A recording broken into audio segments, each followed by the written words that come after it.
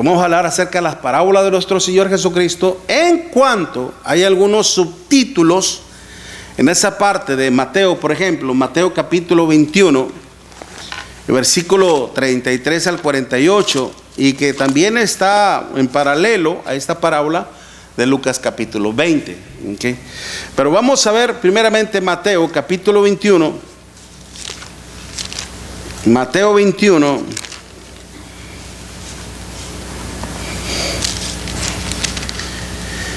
Una parábola, hermanos, que iba destinada precisamente a los principales sacerdotes.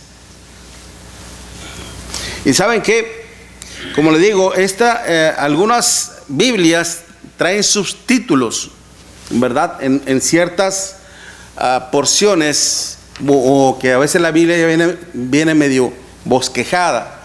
¿Qué subtítulo tiene ahí en su Biblia? La mía en realidad viene, como dice, nada más maldición de la higuera estéril, pero también habla de los labradores malvados. ¿Trae algún subtítulo en su Biblia? Labradores malvados. Okay. ¿Sabe yo cómo le pondría yo, hermanos?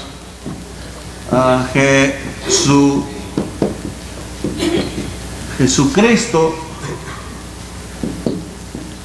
ante sus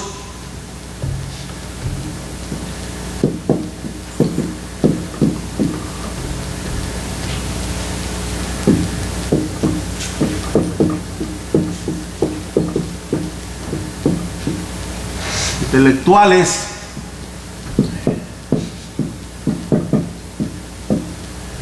asesinos. Sí está bien escrito asesinos. ¿Ok? Jesucristo ante sus autores e intelectuales asesinos. ¿Ok? De hecho, la palabra, cuando el Señor dice vuestro padre es el diablo y las obras del diablo queréis hacer, Él ha sido homicida desde el principio. ¿Okay? Y dice y las obras del diablo queréis hacer. Esa palabra homicidas, déjame ver si la tengo por acá.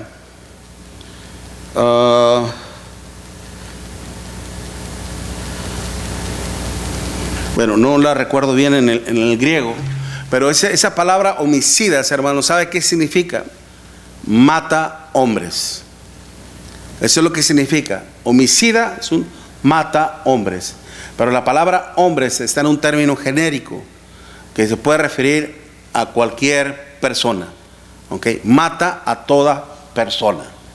No hay un sexo definido, no solamente a los hombres, sino mata a cualquiera. ¿Okay? Entonces, realmente Jesús está ante sus autores intelectuales. Se ha repetido o se ha venido pronunciando un refrán, hermanos, que dice, y óigalo bien, okay, que todo aquel que ignora la historia está condenado a repetirla. Okay. Todo aquel que ignora la historia está condenado a repetirla. Se lo voy a repetir una vez más, 3 veces, para que trate de memorizarla, y se lo voy a preguntar el próximo domingo, Dios mediante. Todo aquel que ignora la historia está condenado a repetirla. ¿La digo otra vez? ¿La digo otra vez?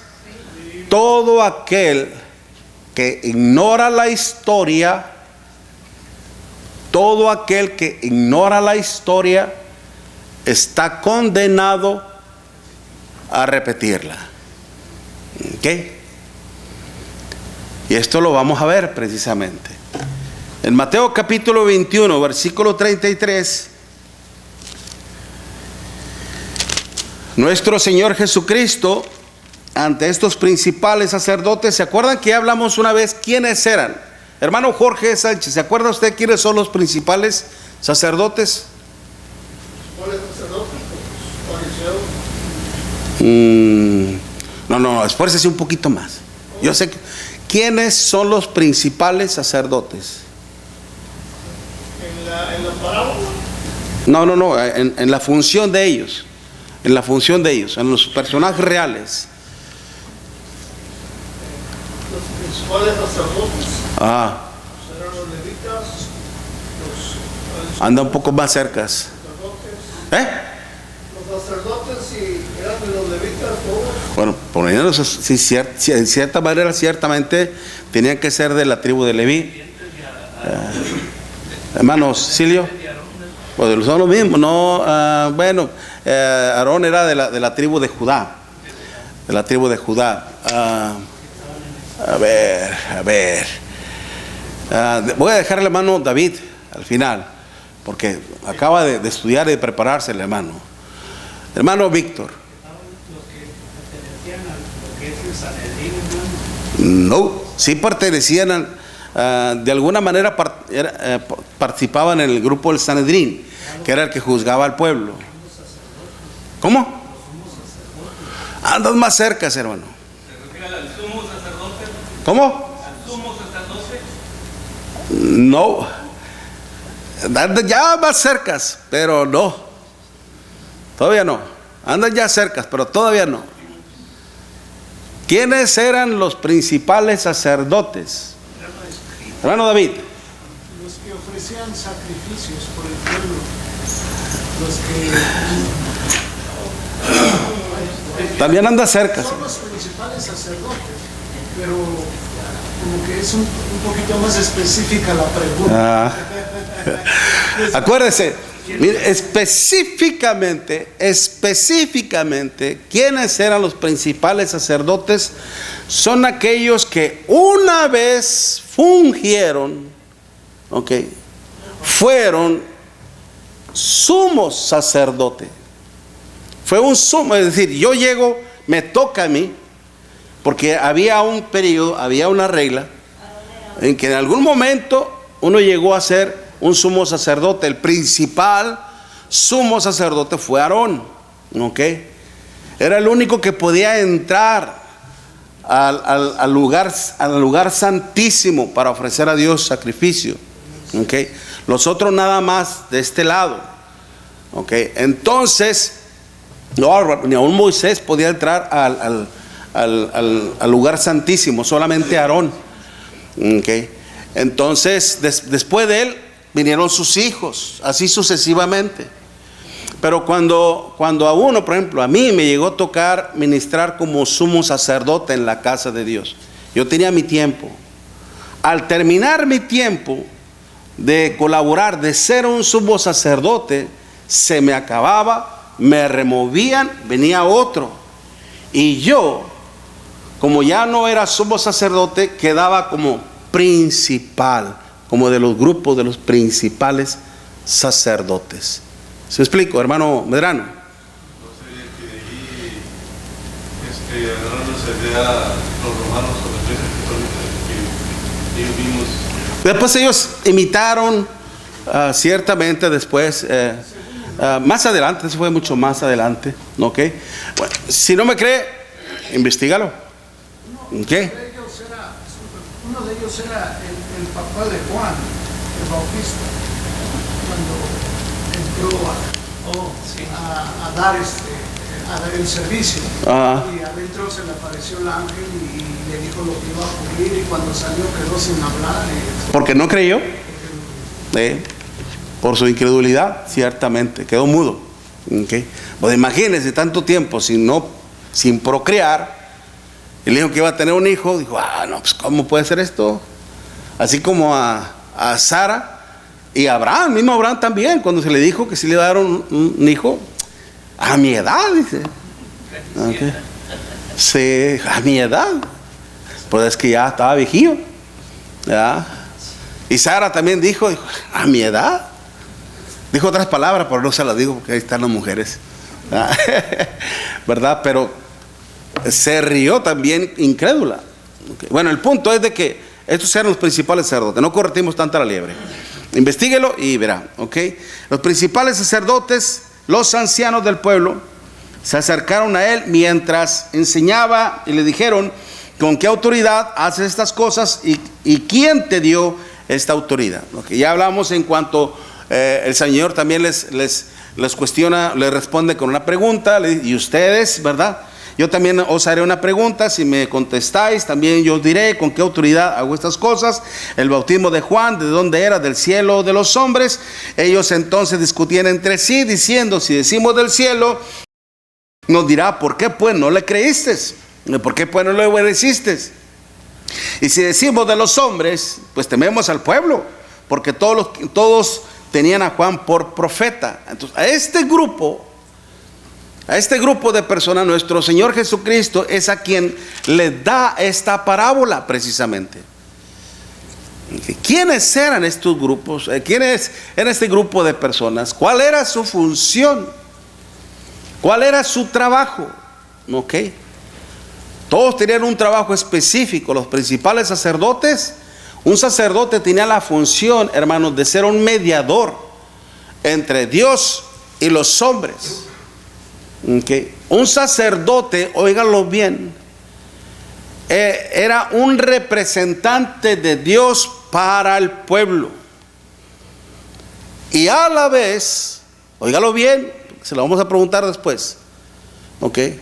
Un sacerdote era un representante de Dios para el pueblo. Y a la vez, un sacerdote o un sumo sacerdote era un representante del pueblo para Dios. ¿Okay? Era un mediador prácticamente. Por eso Cristo es como el sumo sacerdote. El sumo, como se le dice en latín, el sumo pontífice. Esa palabra pontífice, hermanos, significa el más alto puente para llegar a Dios. El sumo pontífice, el más alto puente para llegar a Dios, es únicamente, exclusivamente nuestro Señor Jesucristo. Nadie más. No fue ni Pedro, ni Jacobo, ni Juan, ni ningún otro hombre. ¿Okay? Y eso no lo digo yo, lo dice nuestro Dios en su palabra. Primera de Timoteo capítulo 2, versículos 4 y 5. ¿Okay? Porque hay un solo Dios y un solo mediador entre Dios y los hombres. ¿Quién dice ahí? Primera de Timoteo capítulo 2, y en el versículo primera o segunda. Espérame, capítulo, espérame. Sí, primera de Timoteo capítulo 2, versículo 5, ¿verdad? Primera de Timoteo 2, versículo 5. Porque hay un solo Dios y un solo mediador entre Dios y los hombres, Jesucristo. ¿Ok? Esa palabra mediador, hermanos, que en el griego es misetes. ¿Ok? Misetes. Esa palabra griega, misetes, que implica el único que intercede. ¿Ok? El único que puede interceder por ti. Como lo hizo con el apóstol Pedro, cuando le dijo: Satanás, mira Pedro, que Satanás os ha pedido para zarandearos como a trigo, mas yo he rogado, yo he suplicado por ti para que tu fe no falle. Okay. El único que está a la diestra del Padre es Cristo, nadie más. Okay. Bueno, entonces, precisamente, estas personas, hermanos, estaban ahí, tenían un trabajo específico, que luego vamos a hablar de ello. Pero les da esta parábola. Oíd esta parábola. Mateo 21, versículo 33. Oíd esta parábola. Hubo un hombre, padre de familia, el cual plantó una viña, la cercó de vallado, cavó en ella un lagar, edificó una torre y la arrendó a unos labradores y se fue lejos. Arrendar significa como rentar, hermanos. ¿Ok? Dice después, y cuando se acercó el tiempo de los frutos, envió sus siervos a los labradores para que recibiesen sus frutos. Mas los labradores, tomando a los siervos, a uno golpearon, y a otro mataron, y a otro apedrearon. Envió de nuevo a otros siervos, más que los primeros, e hicieron con ellos de la misma manera. Finalmente les envió a su hijo diciendo: tendrán respeto a mi hijo.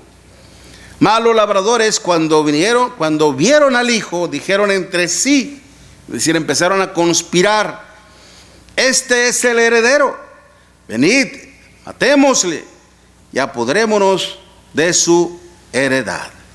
Y tomándole, le echaron fuera de la viña y le mataron. Cuando venga pues el señor de la viña, ¿qué hará a aquellos labradores? Era una pregunta hacia este grupo de personas, hacia los principales sacerdotes, ¿ok?, hacia los escribas y ancianos, ¿ok?, más bien principales sacerdotes y a los ancianos del pueblo.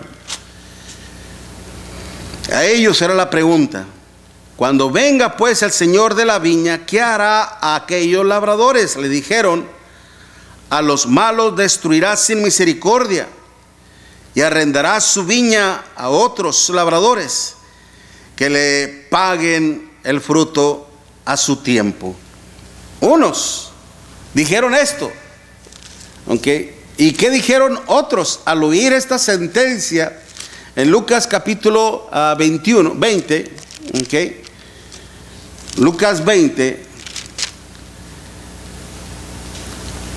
dice,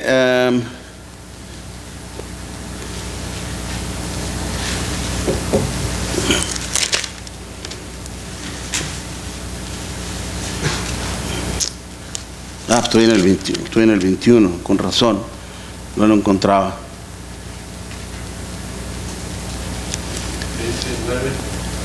Cuando 20, versículo, versículo 16, hermano. Vendrá y destruirá a estos labradores y dará su viña a otros. Cuando ellos oyeron esto, ¿qué dijeron?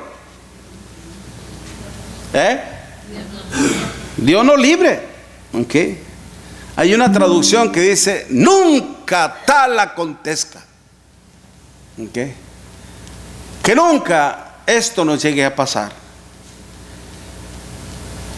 Pero él, mirándolos ahí mismo, les dijo: ¿qué pues es lo que está escrito? La palabra que desecharon los edificadores ha venido a ser cabeza del ángulo. Todo el que cayere sobre aquella piedra será quebrantado, mas sobre quien ella cayera le desmenuzará. ¿Okay? Es decir, lo convertirá. ¿Qué desmenuzar?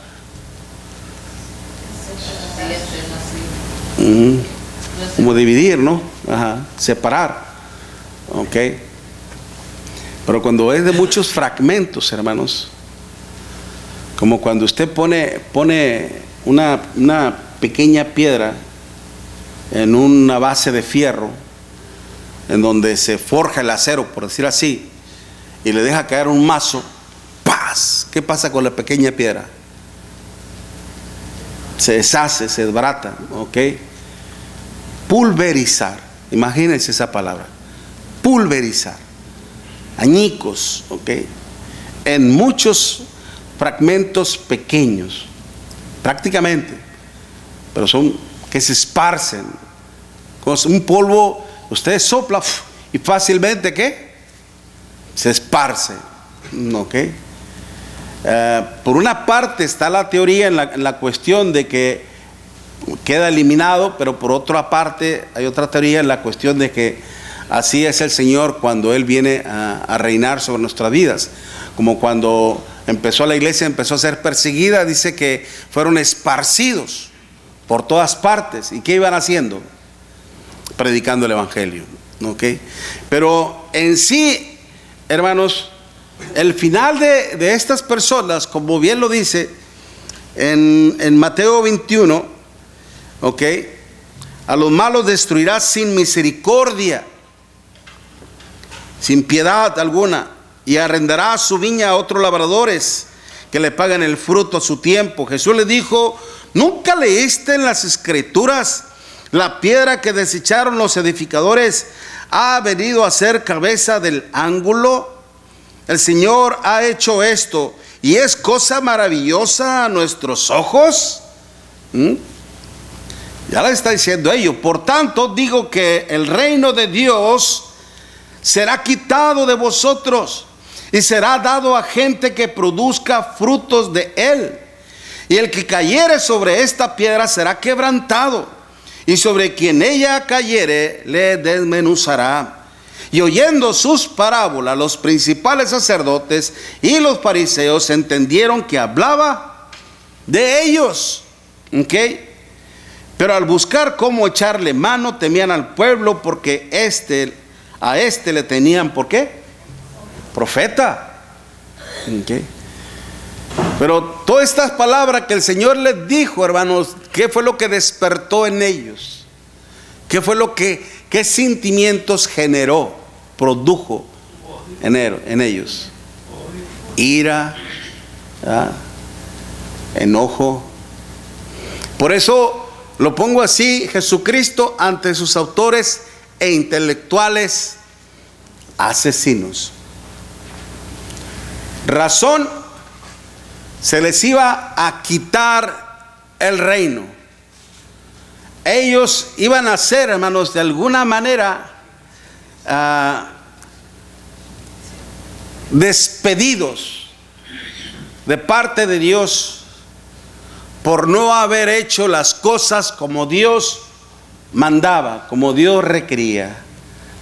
Es como cuando a un soldado, hermanos, un soldado que está en la guerra, en el acto mismo de la guerra, y este soldado decide abandonar su puesto, decide abandonar la batalla, abandonando a sus compañeros, regresa, ¿okay?, a su casa.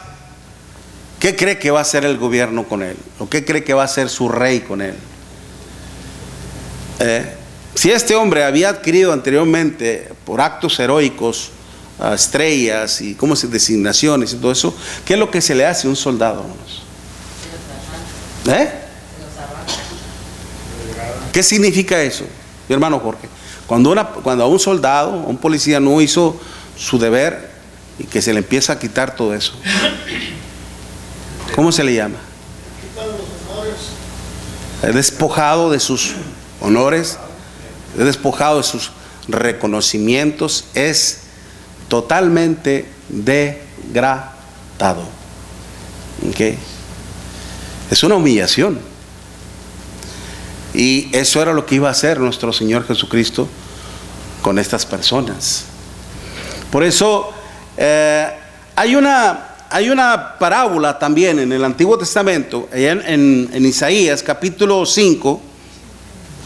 Isaías capítulo 5, en la vid. Okay. Isaías capítulo 5.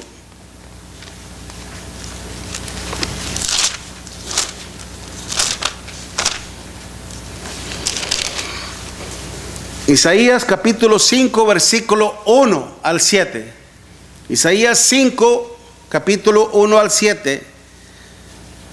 Dice así: ahora cantaré por mi amado, el cantar de mi amado a su viña. Tenía mi amado una viña en una ladera fértil. La había cercado y despedregado y plantado de vides, ¿qué dice? Escogidas. ¿Okay? Había edificado en medio de ella una torre, y había hecho también en ella un lagar, y esperaba que diese uvas, y dio uvas silvestres. Ahora pues, vecinos de Jerusalén y varones de Judá, juzgad ahora entre mí y mi viña. ¿Qué más se podía hacer a mi viña que yo no haya hecho en ella? ¿Cómo, esperando yo que diese uvas, ha dado uvas silvestres? Os mostraré pues ahora lo que haré yo a mi viña. Le quitaré su vallado y será consumida. Aportillaré su cerca y será pisoteada, hollada. Haré que quede desierta, no será podada ni cavada, y crecerán cardos y espinos, y aún en las nubes mandaré que no derramen lluvia sobre ella. Ciertamente la viña de Jehová de los ejércitos es la casa de Israel, y los hombres de Judá, planta deliciosa suya, esperaba juicio, y aquí vileza, justicia, y aquí clamor. ¿Okay? ¿Sabe lo que la palabra vileza, hermanos? ¿Sabe cómo se describe en el hebreo? Como un acto de, no solamente de terquedad, es torpeza, torpe. ¿Cómo se describe una persona torpe? Cuando es una deficiencia natural, en el sentido de que por algún problema cerebral, ¿okay?, le hace actuar de esa manera, una manera, usted sabe que hay momentos que son torpes, que no puede agarrar el agua, que no puede agarrar la comida, cosas así, ¿no? Como cuando es una persona llega a empezar a tener esos movimientos, ¿cómo se le dice? Le puede decir como artritis, el Parkinson, por ejemplo, ¿verdad? Que no puede tener ya control sobre sus extremidades, ¿ok? Y hace movimientos que no son finos, todo lo contrario, son torpes, que tumban cualquier cosa, que dependen prácticamente de otra persona. Son movimientos torpes por enfermedad o por alguna deficiencia, pero una cosa es así, otra cosa es por su terquedad, ¿ok? Por su terquedad, por su obstinación en el pecado, por su persistencia en su propio pensamiento. No, es que yo quiero hacer las cosas así, es que a mí me gusta hacerlo así, es que yo tengo autoridad para hacer esto. Si sabes bien que por causa de todo ello te estás perjudicando a ti y estás perjudicando a tu familia, ¿qué tienes que hacer? ¿Qué tienes que hacer?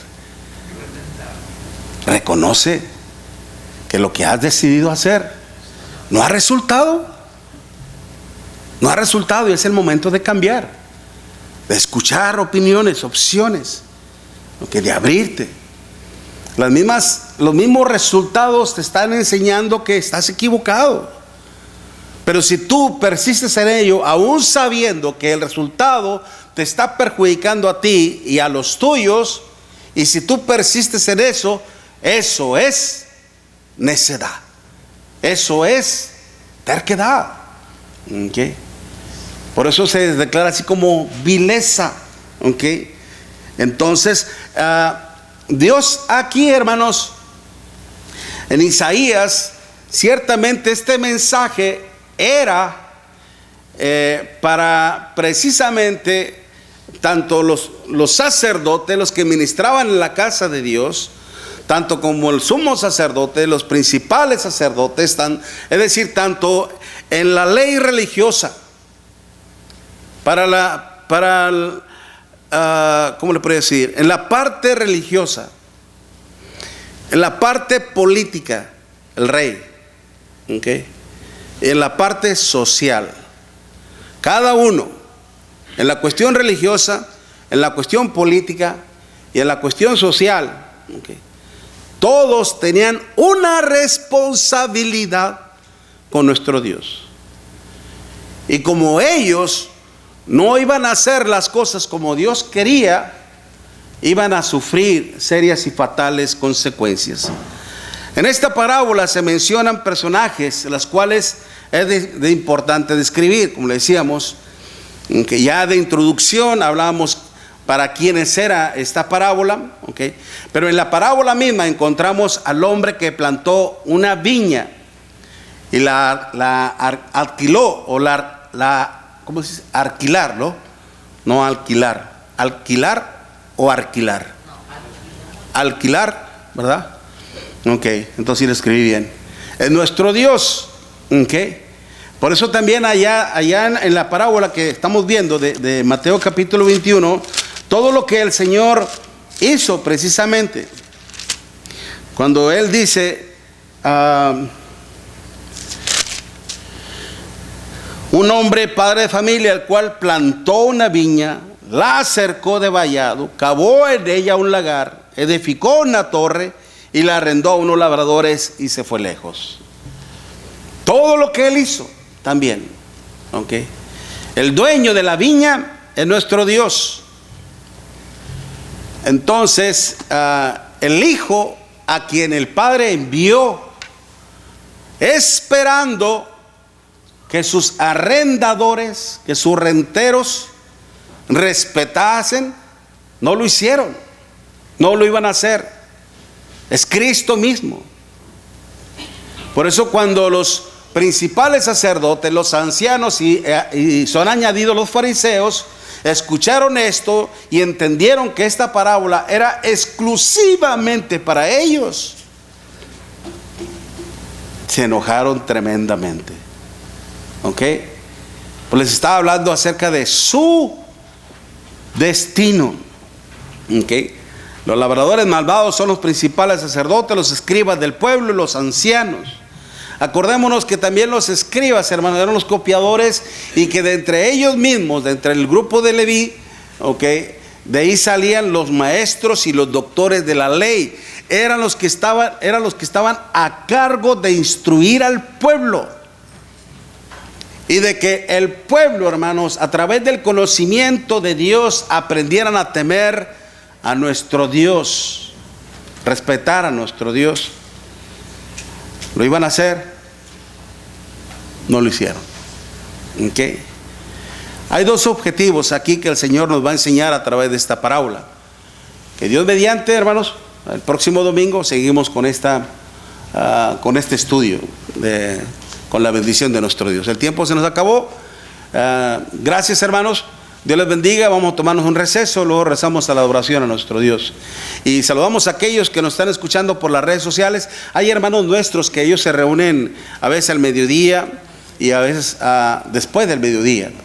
Hermanos de Filadelfia, hermanos de Nueva York, hermanos de New Jersey, hermanos de California también, y de muchas partes nos están escuchando. Dios les bendiga a todos y cada uno de ustedes, hermanos.